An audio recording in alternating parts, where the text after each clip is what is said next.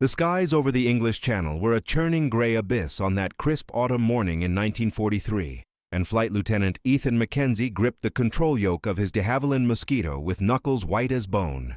The wooden fighter bomber, a sleek marvel of birch and balsa held together by secret glue stronger than any metal the enemy could forge, sliced through the turbulence like a predator's arrow.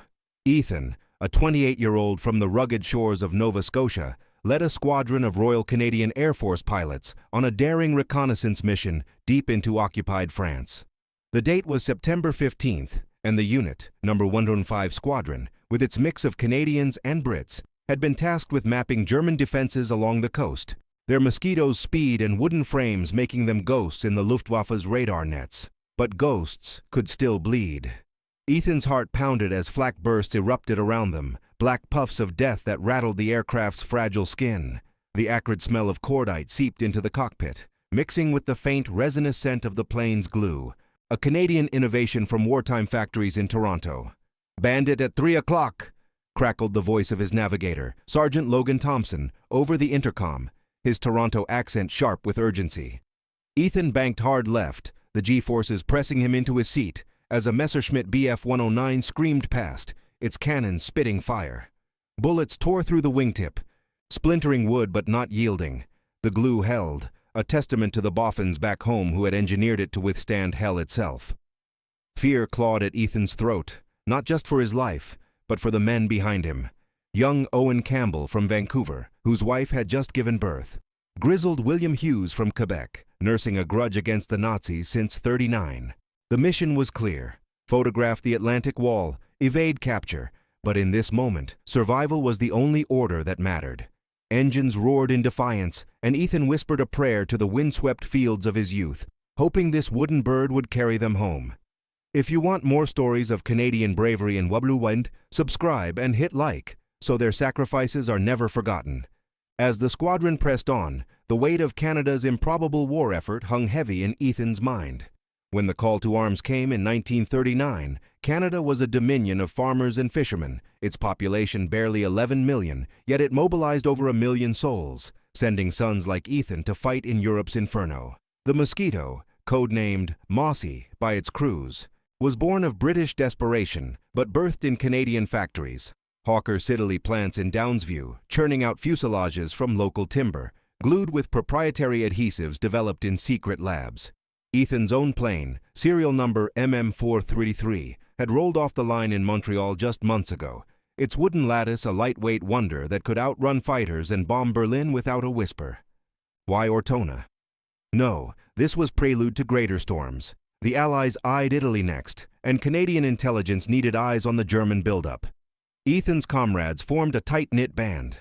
Logan, the quick-witted navigator with a laugh like gravel, who shared Ethan's love of hockey and tales of Georgian Bay. Owen, the eager wingman, whose optimism masked a deep-seated fear of leaving his newborn son fatherless.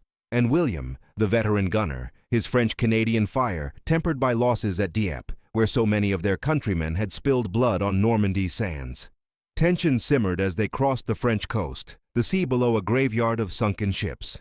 Ethan felt the rising dread, a knot in his gut that no amount of training could untie. Whispers in the mess hall back at base spoke of Luftwaffe aces hunting Mossies, dissecting captured wrecks to steal their secrets.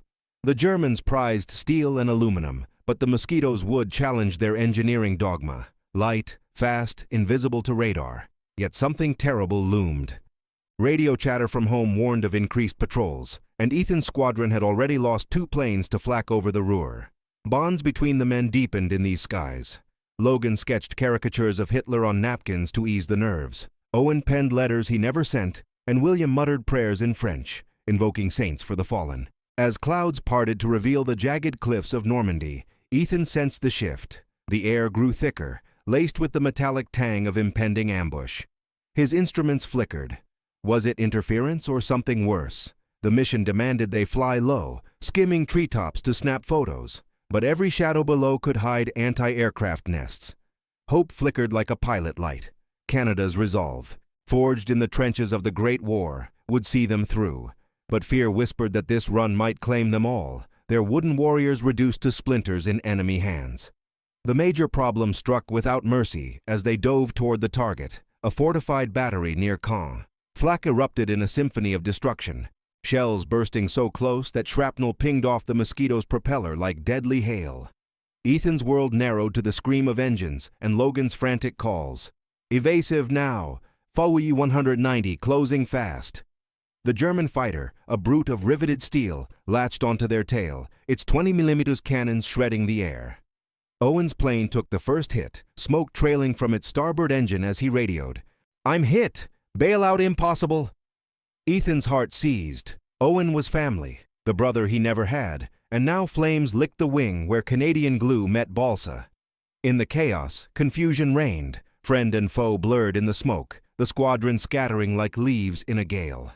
William, in the rear turret, unleashed a barrage from the Mosquito's guns, tracers arcing back toward the pursuer. But it was futile. The FW-190's pilot was relentless, a wolf among sheep. Agony compounded as Ethan's own plane shuddered under a direct hit, a shell ripping through the fuselage. Wood splintered, but the glue, that miraculous 5 times stronger bond, held the frame intact, buying precious seconds. Pain lanced through Ethan's leg where debris had gashed his thigh, blood soaking his flight suit, warm and sticky. "Logan, status!" he barked, voice hoarse over the din. "Nav gear's fried. We're blind," came the reply, laced with terror. The hard decision loomed. Abort the mission or press on, risking the photos that could save thousands in the coming invasion. Fear of death gripped them all, not a clean end, but capture, interrogation, the slow unraveling of secrets. Owen's voice cut through one last time, strained and fading. "Tell my boy, I love him." Then silence, his plane spiraling into the channel, a fiery comet swallowed by waves. Suspense clawed higher. The Luftwaffe fighter circled, waiting for the kill, while below, German spotters tracked their every move. Ethan's mind raced, ditch and swim for France's resistance, or fight to the last. The air filled with the roar of doom, every heartbeat a countdown, as the wooden heart of their Canadian ingenuity faced its ultimate test.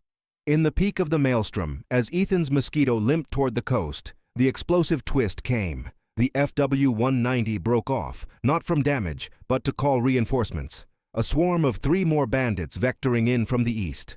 Chaos reigned supreme, bullets stitching the sky, Logan's hands flying over charts to plot an escape through a narrow fjord.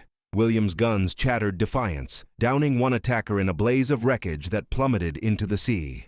But the threat peaked when a lucky shot severed Ethan's hydraulics. The plane bucked wildly, controls sluggish, the glue straining against the torque.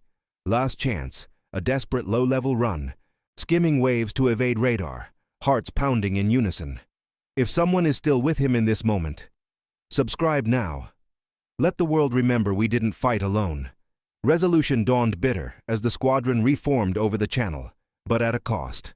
Owen was gone, his plane's remnants likely washing ashore for German salvagers, while Ethan's bird nursed wounds that no field repair could fully mend.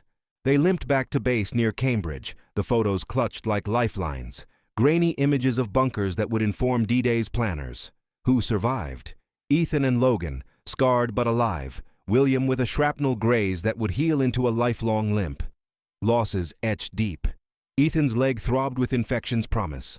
Logan's eyes haunted by the navigator's guilt of failed bearings. The emotional toll of war settled like fog. Pride in Canada's wooden warriors mingled with rage at the futility. The endless cycle of brave men fed to the machine.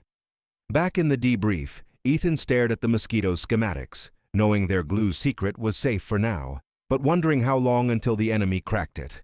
Somber reflection gripped the mess hall that night, toasts raised to Owen, the air thick with unspoken grief. War's realism was a thief, stealing innocence and leaving hollow victories in its wake. Yet in the aftermath, a new order crackled over the radio from Ottawa. Prototype Mosquitoes with enhanced glues en route, but whispers of a captured airframe in Berlin hinted at darker pursuits. Who had survived the dissection, and what Luftwaffe secrets would they steal next?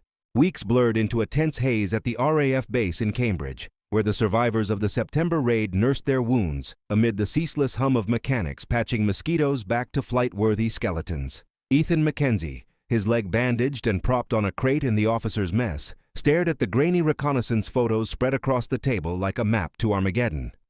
The images revealed the grim sprawl of the Atlantic Wall, concrete bunkers squatting along the Normandy coast, their gun emplacements a deadly lattice that would shred any invasion force.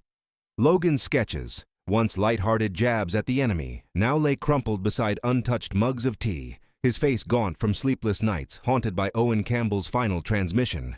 William Hughes, the Quebec veteran, limped through the hangar with a fresh scar across his forearm, muttering curses in French at the mechanics who fussed over his turret guns.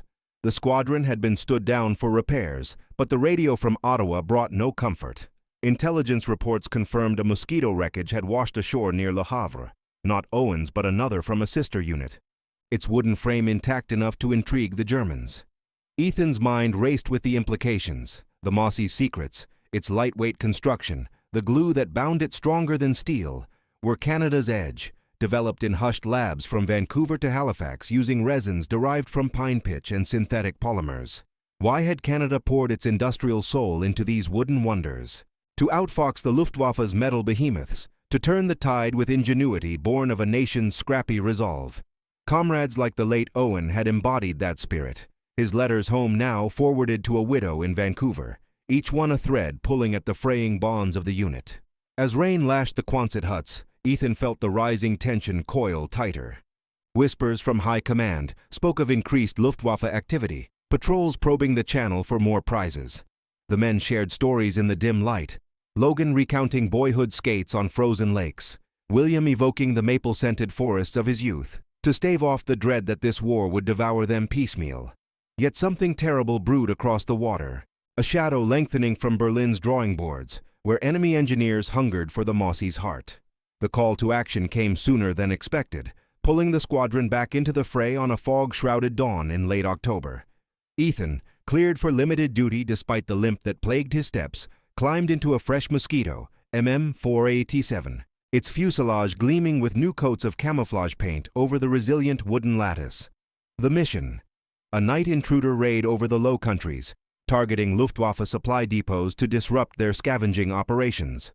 Logan's voice, steadier now but edged with resolve, guided them from the navigator's nook, plotting vectors through the murk while William manned the guns, his eyes sharp for shadows in the gloom. Canada's role in this aerial chess game had deepened. From the outset of the war, the Dominion had become the Allies' unsung arsenal, its factories churning out not just planes, but the very glue that made them fly. A formula 5 times the tensile strength of the Germans' vaunted alloys, tested in wind tunnels from Ottawa to the prairies.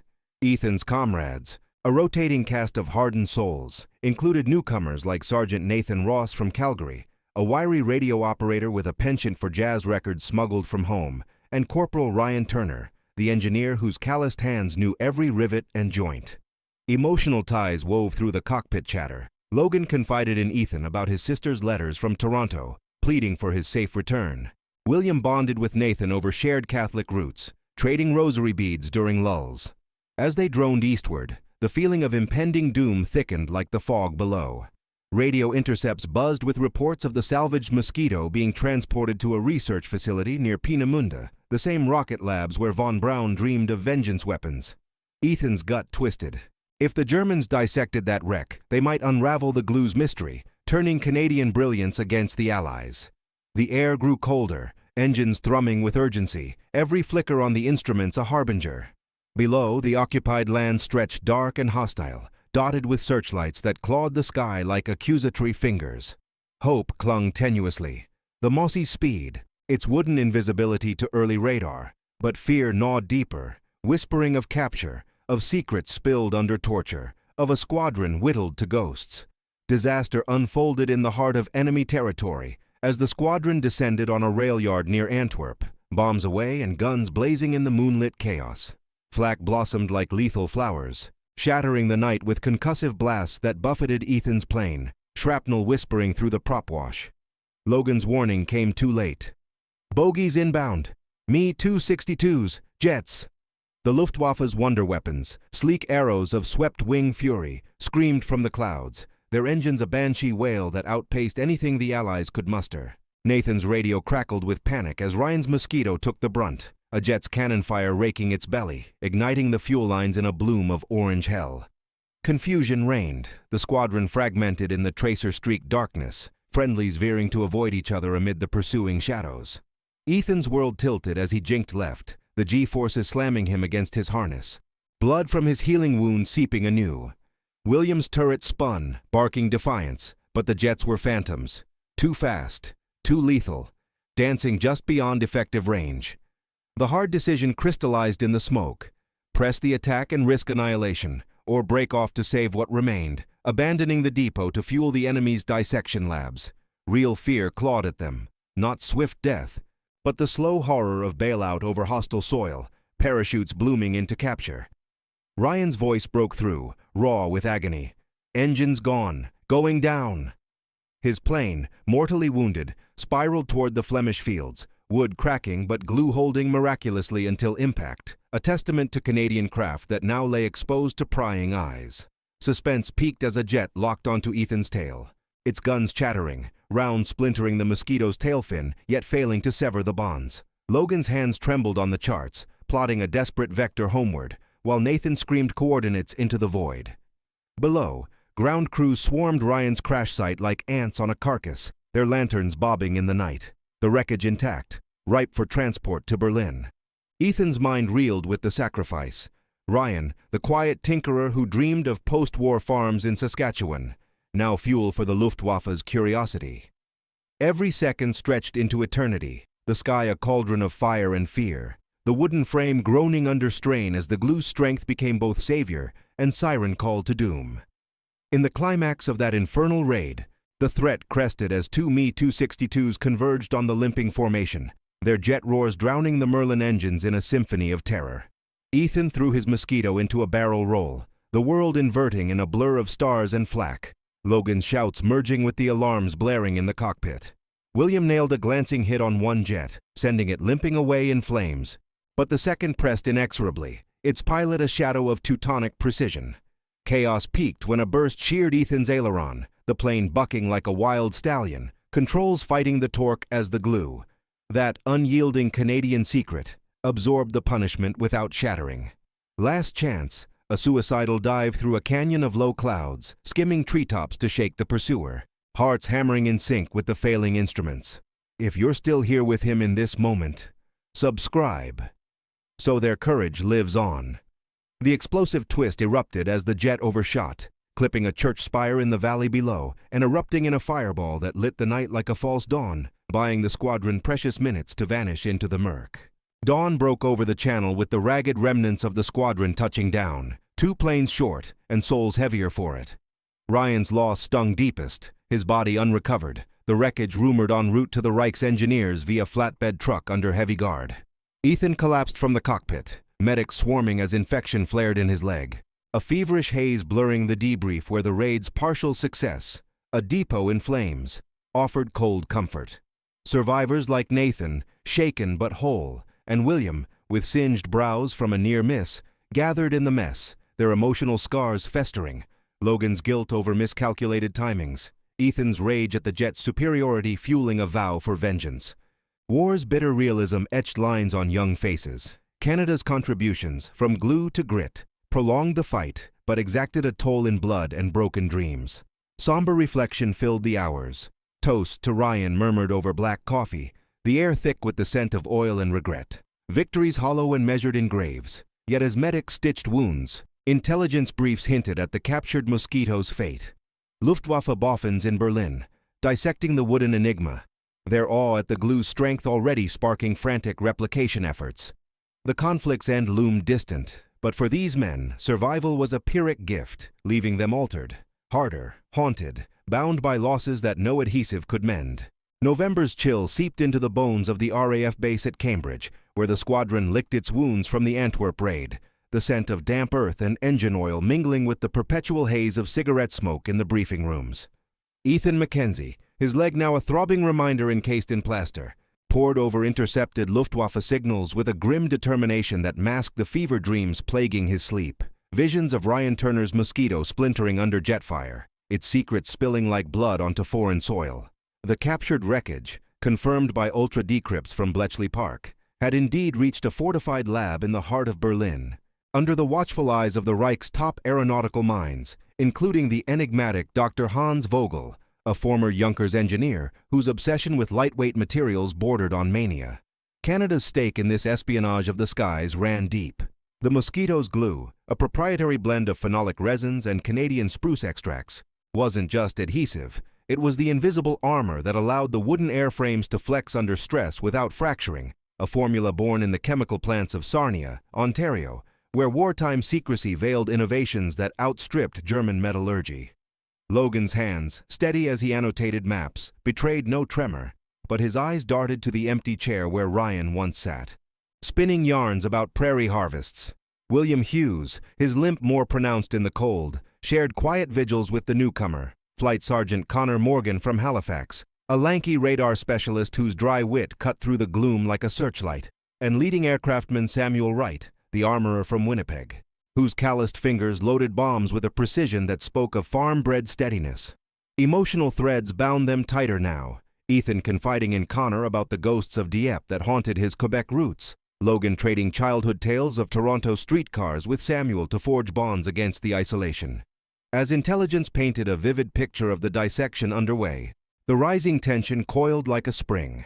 Reports detailed how Vogel's team had marveled at the glue's tensile strength, 5 times that of their best high-carbon steel alloys, subjecting samples to hydraulic presses that buckled under the strain while the bonds held firm. Whispers from resistance networks in Berlin hinted at frantic replication efforts, the Germans scouring occupied forests for equivalent woods, their engineers cursing the Canadian witchcraft that defied their industrial dogma. The squadron felt the noose tightening. High Command in Ottawa dispatched urgent memos, emphasizing that the Mossie's Edge was Canada's gift to the Allies, forged from a nation's improbable leap from peacekeeping dominion to aerial powerhouse. Yet dread permeated the hangars, the men sensing that the enemy's hunger for this secret could drag them into a deeper abyss, patrols intensifying over the Reich to prevent further leaks. Engines idled in the fog-shrouded dawn, a low growl echoing the unease, as Ethan traced the routes on the wall map, knowing their next sortie might collide headlong with the Dissector's guardians. The major problem erupted on a moonless night in mid-November, when No. 105 Squadron launched a high-stakes ferret mission over the Baltic coast, tasked with eavesdropping on German radio traffic near Peenemünde while dodging the very patrols born of their stolen secrets. Ethan's Mosquito, freshly fitted with experimental listening gear from Canadian labs, hummed through the blackout skies, its wooden frame a silent sentinel against the radar pulses sweeping from below. Connor's radar screen flickered with anomalies, Luftwaffe night fighters, vectored by enhanced detectors possibly tuned from mossy debris, while Samuel monitored the bomb bay, loaded not with explosives but electronic countermeasures to jam enemy signals. The air thickened with peril as they skirted the Danish straits.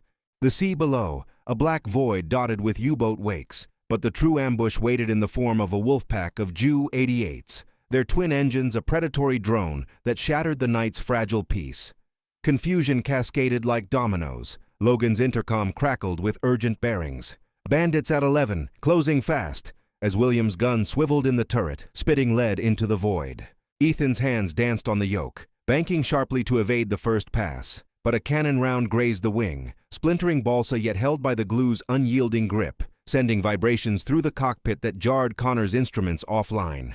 Pain flared in Ethan's mending leg, the old wound reopening under the G-forces, blood warm against his boot as he fought for control. The hard decision hammered home: abort the ferret and lose vital intel on the dissection progress, or press deeper into the hornet's nest, risking the entire squadron to the jets that now prowled with augmented tactics, diving angles calculated from studied mossy flight data. Real fear gripped them, visceral and raw, not the abstract terror of flak, but the intimate dread of mid-air collision, of parachuting into the icy Baltic where hypothermia claimed souls before the Gestapo could. Samuel's voice broke through, laced with desperation. "One engine's coughing, sir. We're losing altitude." As his plane shuddered under a direct hit, flames licking the fuselage where the glue strained against the inferno. Suspense ratcheted to a fever pitch. The Ju-88s circled like vultures, their searchlights stabbing the darkness, illuminating the squadron's desperate weave. William downed one attacker in a blaze of tracers, wreckage tumbling seaward, but the cost mounted. Connor's radar van silent, Logan's chart smeared with sweat. Ethan's mind reeled with the weight of command, the faces of fallen comrades flashing. Owen's plunge, Ryan's spiral. Now threatening to claim more in this cat and mouse over enemy ingenuity turned weapon. The sky filled with the acrid tang of burning fuel, every evasive turn a gamble, the wooden birds creaking in protest as the glue's strength became the thin line between victory and vaporization. The mission's success, hinging on a threadbare hope that their Canadian bonds would outlast the Reich's relentless pursuit. In the swirling vortex above the Pomeranian coast, the climax detonated with ferocious intensity, the remaining Ju-88s merging into a deadly ballet of fire and shadow, their pilots emboldened by the dissected secrets that sharpened their aim. Ethan's Mosquito bucked under a withering barrage, shrapnel perforating the canopy and drawing blood from Logan's shoulder, the navigator gritting teeth as he patched the intercom with trembling fingers. William's turret jammed momentarily, a round lodging in the mechanism, forcing Samuel to relay fire commands from the bomb aimer's position in his own beleaguered craft. Chaos peaked as a night fighter latched onto Samuel's tail, its guns chattering a lethal rhythm that shredded the empennage, the glue holding fragments together in a grotesque parody of resilience. Last chance loomed in the form of a radical maneuver, diving into a thunderhead brewing over the shore, using the storm's fury to mask their escape while transmitting snatched signals about the Berlin lab's breakthroughs. If you're still here with him in this moment, subscribe so their courage lives on. The explosive twist unfurled as lightning cracked the clouds, revealing not just the fighters, but a low-flying Do-217 transport below. Its belly laden with what intel screamed was salvaged mossy components bound for deeper analysis, crates of wood and glue samples, guarded by paratrooper escorts. Ethan's split-second call to strafe the bomber ignited pandemonium. His guns raked the fuselage, igniting the cargo in a spectacular bloom of fire that lit the sea like a beacon. But the retaliation was swift. A flak burst from the transport's escort slamming into his engine, flames erupting along the nacelle. The squadron scattered, Samuel's voice fading into static as his plane veered toward the waves, a final defiant burst from his guns claiming another bandit before the splash. Connor, in the rear, wrestled controls as Ethan nursed the dying Merlin, the glue's bonds flexing under thermal stress without surrender, buying seconds in the maelstrom. Thunder roared in symphony with the jet's pursuits, rain lashing the windscreen, every heartbeat a thunderclap as the storm swallowed them whole. The night's revelations, glue formulas partially decoded by Vogel's team, replication trials yielding brittle failures, beamed home in fragmented bursts. Resolution settled like ash in the aftermath, the squadron limping back across the channel with two more ghosts in their wake. Samuel Wright's loss a fresh scar that bled into the collective grief. Ethan's plane touched down on a single engine, medics hauling him from the cockpit amid cheers tempered by sobs, his leg now a mangled testament to survival. Infection raging despite the penicillin shots from Canadian supply lines. The ferret's intel proved gold. Detailed logs of the dissection showing the Luftwaffe's awe at the glue's properties, their engineers admitting in coded memos that it rendered aluminum obsolete, yet their synthetic mimics cracked under stress, a small victory in the war of minds. Who survived bore the brunt. Logan, bandaged and ashen, vowing to etch Samuel's name into his hockey stick back home. William, unscathed but hollow-eyed, clutching Connor's rosary as the Halifax lad patched his radar gear in the infirmary. Emotional consequences rippled outward. Ethan's resolve hardened into a quiet fury, the war's toll etching cynicism where optimism once bloomed. Bonds with the living strained by the dead's absence. Bitter realism pervaded the debrief, maps annotated with the transport's fiery end, but hollow. Canada's innovations prolonged the fight, yet each raid whittled the squadron to skeletons, pride in the Mossy's unyielding frame overshadowed by the human cost. Somber reflection filled the wet November nights. Fireside tales turning to whispers of home, Connor's harbor views, Logan's urban sprawl, interrupted by the wail of ambulances. War's machinery indifferent to the glue that bound men as surely as wood. Yet as dawn pierced the fog, a urgent wire from Allied command sparked fresh curiosity. Vogel himself had been glimpsed fleeing the lab, inferno sparked by their raid. Clutching blueprints of a hybrid fighter, wood and steel fused with stolen adhesive. But who had he confided in, and what prototype now shadowed the skies, waiting for the next Canadian encounter? December's frost etched intricate patterns on the hangar windows at the Cambridge base, where the squadron huddled against the encroaching winter. their breaths visible in the dim glow of paraffin lamps as they pored over fresh intelligence dispatches from Bletchley Park. Ethan Mackenzie, his leg encased in a cumbersome cast that forced him to navigate the Quonset huts with a crutch, leaned heavily on the trestle table, tracing the roots of the escaped Dr. Hans Vogel with a calloused finger. The German engineer's flight from the smoldering Berlin lab, clutching half-finished blueprints for a mossy hybrid fighter, part wooden frame infused with stolen glue formulas, part riveted steel fuselage, had ignited a firestorm in Allied command. Canada's involvement in this shadowy duel of innovations traced back to the war's early days, when boffins in Ottawa and Montreal had reverse-engineered British designs, enhancing the adhesives with local resins from the vast boreal forests, creating bonds that withstood not just G-forces, but the relentless pounding of flak and cannon fire. Logan's shoulder wound had healed into a stiff scar, but his eyes burned with a mix of vindication and unease as he annotated the maps, marking Peenemunde's satellite facilities where Vogel was rumored to have resurfaced, directing a team of fanatical technicians in frantic tests. William Hughes, ever the stoic Quebecer, shared a flask of smuggled rye with the newest arrivals. Pilot Officer Benjamin Anderson from the Ontario farmlands, a broad-shouldered farm boy whose steady hands belied a poet's soul, scribbling verses about home in the margins of flight logs, and Warrant Officer Daniel Martin, the sharp-eyed observer from Newfoundland's rocky coasts, whose tales of cod-fishing squalls drew parallels to the Channel's tempests. Emotional connections deepened in these cold evenings, Ethan finding solace in Benjamin's quiet optimism, a counter to his own growing cynicism, while Logan bonded with Daniel over shared Catholic rituals, lighting candles for the fallen like Samuel Wright, whose rosary now hung from the Mosquito's instrument panel. As the dispatches detailed Vogel's progress, early prototypes cracking under stress despite the pilfered glue, the Germans' awe turning to frustration at the formula's elusive chemistry, the rising tension coiled like barbed wire. Whispers in the mess hall spoke of increased Reich patrols, night fighters equipped with wood-sniffing radar tweaks derived from dissected wrecks, and Ottawa's urgent cables demanding preemptive strikes to thwart the hybrid's birth. The squadron felt the weight of a nation's ingenuity at stake. Canada, punching above its weight with over 200 Mosquitoes produced by war's end, had turned timber into terror for the Luftwaffe, but now the enemy clawed back, their engineers dissecting every splinter for clues to the glue's five-fold strength over steel. Fog rolled in from the fens, muffling the Merlin engine's test runs, and Ethan sensed the storm brewing, not just weather, but a convergence of fates where their wooden birds might face twisted reflections of themselves, the air thick with the scent of pine pitch and impending betrayal. The mission briefing unfolded in the ops room under a haze of pipe smoke. The walls papered with schematics of the original Mosquito, juxtaposed against grainy reconnaissance shots of the hybrid prototype's skeletal frame, a Frankenstein of Canadian wood and German iron, glimpsed in a hangar near Rostock. High Command had greenlit Operation Timberwolf, a daring low-level strike to bomb the facility and eliminate Vogel before his creation took wing, leveraging the Mossie's speed to slip past defenses augmented by their own stolen secrets.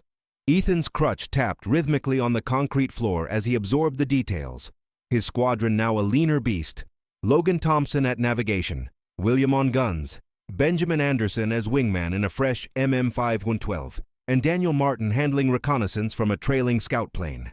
Why this battle? It was the fulcrum of aerial supremacy. If Vogel succeeded, the Luftwaffe could flood the skies with lightweight jets glued unbreakable, nullifying the Allies' edge just as D-Day loomed on the horizon. Comrades' faces reflected the gravity. Benjamin's jaw set with the resolve of a man leaving behind a fiancée in London, Daniel's eyes shadowed by the loss of his brother at Hong Kong, forging a silent pact in nods and grips. Emotional undercurrents swirled. Logan's humor, once a bomb, now laced with edge as he joked about gluing Vogel's lips shut, masking fears for his Toronto family. William's French prayers invoking protective saints for the greenhorns. As they filed out to the dispersal pens, the feeling of something terrible approaching settled like lead. Intercepts buzzed with chatter of test flights, the hybrid's engines howling in trials that echoed the Mosquito's own Merlin roar, but twisted with turbojet menace. Mechanics swarmed the planes, applying fresh coats of the sacred glue to patch microfractures, its resinous aroma a reminder of Holmes factories in Downsview, where women in overalls mixed batches under blackout curtains. Tension mounted with the countdown. Searchlights probed the pre-dawn murk, and Ethan gripped his crutch tighter, the cast chafing his skin, knowing this sortie could shatter the delicate balance. Their Canadian bonds tested against the enemy's mimicry.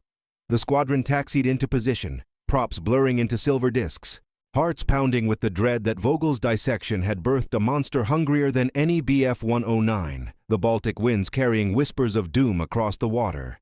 Disaster struck mid-channel, the formation slicing through a squall that masked their approach, but unleashed turbulence like the wrath of forgotten gods. Ethan's Mosquito bucking wildly as sheets of rain lashed the canopy.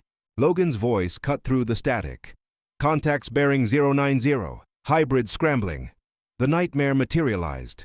2 prototypes, their fuselages a grotesque marriage of balsa lattice and armored plating, glued with an imperfect facsimile that gleamed unnaturally under the breaking clouds, their jets screaming ascent from Rostock's fields. Confusion erupted as Benjamin's wingmen veered to evade the first pass. The hybrid's cannons, upscaled from mossy designs, stitching the sky with incendiary rounds that ignited fuel vapors in a trailing scout. Ethan's world narrowed to the altimeter's spin, and William's frantic turret traverses, the guns chattering but glancing off the enemy's reinforced skin, the stolen glue lending it unnatural resilience. Pain lanced through Ethan's leg as he wrenched the yoke, the cast grinding against the rudder pedals, blood seeping from reopened stitches in the cockpit's humid chaos. Daniel's radio screamed warnings. "They're matching our turns, sir. It's like fighting mirrors." Before his plane shuddered under a direct hit, spiraling seaward in flames. The observer's final curse, a gut punch to the formation. The hard decision crystallized amid the maelstrom. Scatter and abort, preserving the squadron at the cost of the facility's survival, or regroup for a suicide run on the hangars, sacrificing lives to deny Vogel his triumph. Real fear clawed deep, not the clean snap of flak, but the horror of facing perversions of their own craft. Planes that flew with Canadian ingenuity corrupted by Nazi precision, promising capture and the slow extraction of remaining secrets under Berlin's lamps.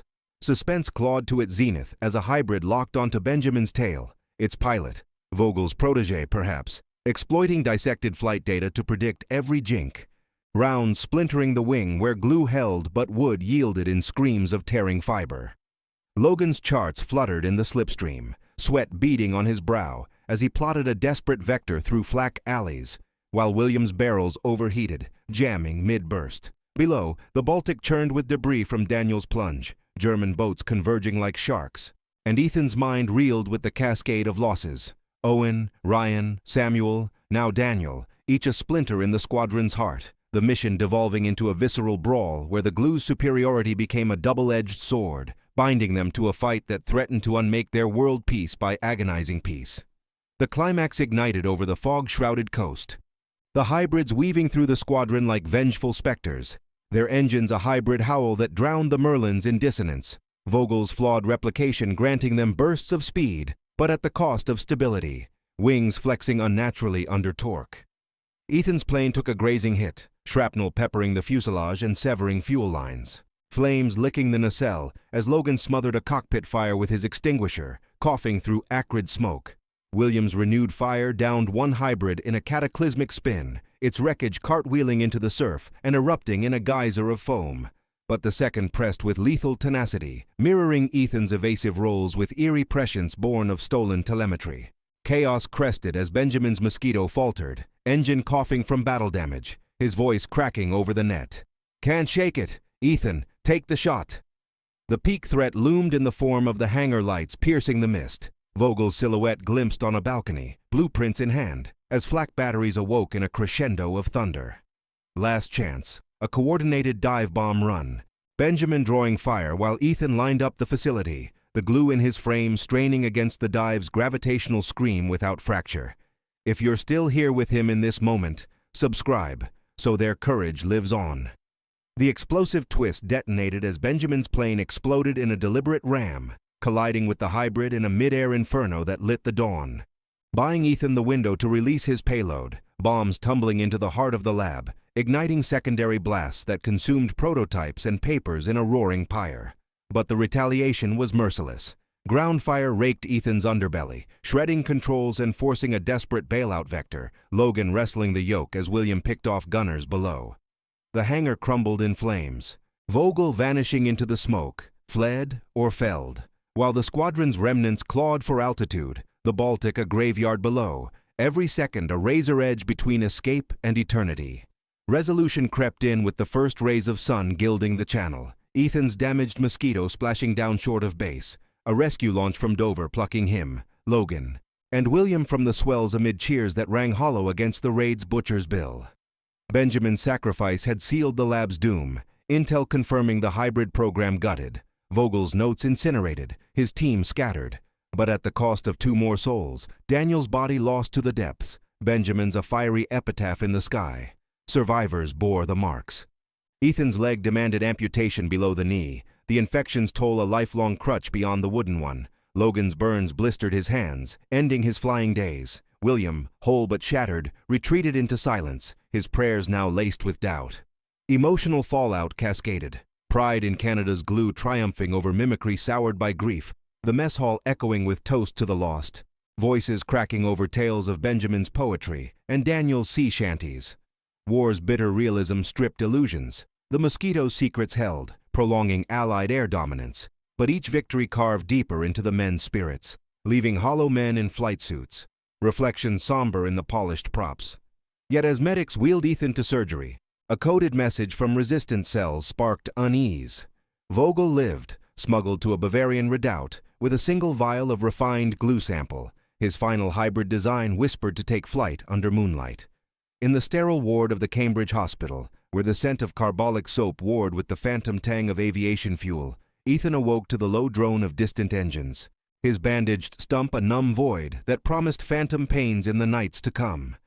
Whispers from orderlies carried fragments of the next shadow, High Command mobilizing a covert team for a Black Ops insertion into Bavaria, to hunt Vogel before his vial birthed a squadron of abominations. But who among the remnants would volunteer? And what buried secret from the dissection might turn the hunter into prey? The sterile hum of the Cambridge Hospital ward gave way to a brittle spring in early 1944, as Ethan Mackenzie's world shrank to the confines of his bed and the relentless itch of healing flesh where his leg once ended.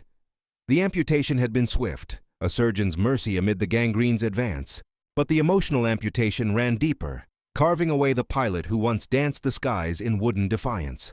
Logan's hands, scarred and bandaged from the Rostock fire, now shuffled papers in the adjacent room. His navigation days traded for desk-bound analysis of Luftwaffe movements, his gravelly laugh silenced by nights haunted by Benjamin Anderson's final ram. William Hughes, the unyielding Quebecer, had vanished into the recesses of the base, his limp exaggerated by a soul-weary shuffle, volunteering for ground crew duties where he could tinker with Mosquito fuselages, whispering French oaths to the glue that had saved them so often yet failed to preserve their wholeness. The squadron, whittled to a shadow of its former self, limped on without them at the helm, new faces like Pilot Officer Jacob Wilson from the prairies filling cockpits, their inexperience a fresh wound on the veteran's pride. High Command's Black Ops whisper had materialized into Operation Shadowglue, a clandestine insertion into Bavaria's Alpine redoubts, but Ethan, confined to a wheelchair, could only watch as volunteers stepped forward. Logan, driven by a need to atone. A reluctant William, seeking closure in the snows. The conflict's endgame unfolded in intercepted reports, Vogel's vial of refined glue sample yielding a single prototype hybrid that took to the air in test flights, its frame groaning under the imperfect bond, cracking mid-loop over the Bavarian peaks. Allied saboteurs, including a Canadian commando team from the prairies, struck under cover of avalanche, planting charges that buried the hangar in ice and rubble. Vogel's screams lost to the roar as his creation, and his secrets, were entombed. The glue's mystery held, its full formula uncrackable, ensuring the Mosquito's reign in Allied skies through D-Day's thunder. But the victory tasted of ash. Canada's wooden warriors had outflanked the Reich's steel, yet the human cost mounted in lost limbs and shattered spirits, a bitter realism where ingenuity prolonged the war, but never spared the men who flew it. Somber reflection settled over the ward like the spring fog rolling in from the fens. Ethan staring at the squadron's latest dispatches pinned to the wall.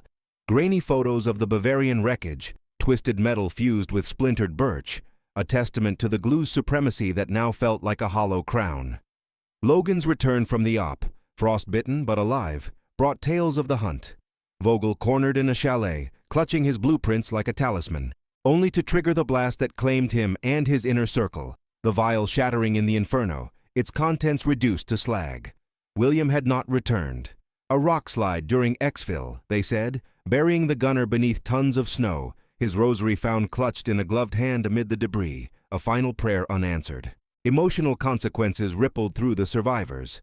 Ethan's dreams filled with the phantom throb of his leg, merging with the ghosts of Owen Campbell's plunge, Ryan Turner's spiral, Samuel Wright's splash, Daniel Martin's curse, and now Benjamin's blaze, and William's silence, each loss a layer peeling back the boyish resolve that had carried him from Nova Scotia's shores. Pride in Canada's improbable forge, factories in Montreal and Toronto birthing over 1,000 Mossies, their adhesives a quiet revolution that baffled the Luftwaffe's metallurgists, clashed with the rage of futility, men reduced to statistics in Ottawa's ledgers, their sacrifices fueling invasions, yet leaving families fractured. The mess hall, once alive with Logan's sketches and William's tales, echoed with subdued murmurs from the replacements. Jacob Wilson sharing prairie wind stories to fill the void, but the air hung heavy with unspoken grief. Toasts raised to the absent, with mugs that clinked like empty shells. War's toll etched permanence. Ethan wheeled to the hangar windows, watching fresh mosquitoes taxi out, their wooden frames gleaming under camouflage. Knowing the glue's five-fold strength had won battles but lost brothers, a somber calculus where survival mocked the dead. Yet in the quiet hours, as medics adjusted Ethan's prosthetic fittings, a crude wooden leg carved from the same birch as the planes he once flew, the true weight of the dissection's legacy pressed in, not just in the thwarted hybrids, but in the subtle shifts it wrought on the Allies' own designs. Logan's desk work uncovered anomalies in post-raid analyses, faint traces of Vogel's refined glue formula, smuggled out by a defecting technician via Swiss channels, now under study in Canadian labs for enhancements that could make future airframes unbreakable. The squadron reformed around Ethan as a consultant, his tactical eye guiding sorties that harried the Reich's remnants, but the bonds reformed unevenly, Logan more withdrawn, Jacob's optimism a fragile veneer over the veteran's cynicism. Emotional scars festered. Ethan penned letters to William's Quebec kin, words blurring with unshed tears, while Logan's Toronto-bound missive spoke of a post-war world where glue mended more than wood, perhaps even the fractures in men's souls. The realism of victory dawned gradual. D-Day's beaches secured in part by mossy pathfinders, the Atlantic wall cracked by the very intel from those perilous runs, Canada's dominion elevated from backwater ally to indispensable forge. But reflection turned inward, Ethan tracing the grain of his prosthetic with fingers that still smelled of cockpit resin, pondering how the war had glued them to this altered existence, harder, wiser, yet forever splintered. The surprising end came not in flames or flak, but in a sealed envelope delivered to Ethan's ward by a stone-faced courier from Ottawa, its contents a revelation that upended the closure. Embedded within the dissected Mosquito's glue residues, Luftwaffe engineers had unwittingly preserved a microfilm capsule from a prior sabotage. Allied blueprints for a revolutionary turboprop engine, now recovered intact, poised to revolutionize post-war aviation and tip the scales in the Pacific Theater's closing acts. As Ethan unsealed the film under lamplight, a new order flickered to life on the developed prints. But who had planted it there in the first place? A Canadian spy long thought lost? Or a deeper web of intrigue spanning from Berlin to the frozen north? And what personal secret from Ethan's own past might it unearth, drawing him back into the fray on crutches of wood and will?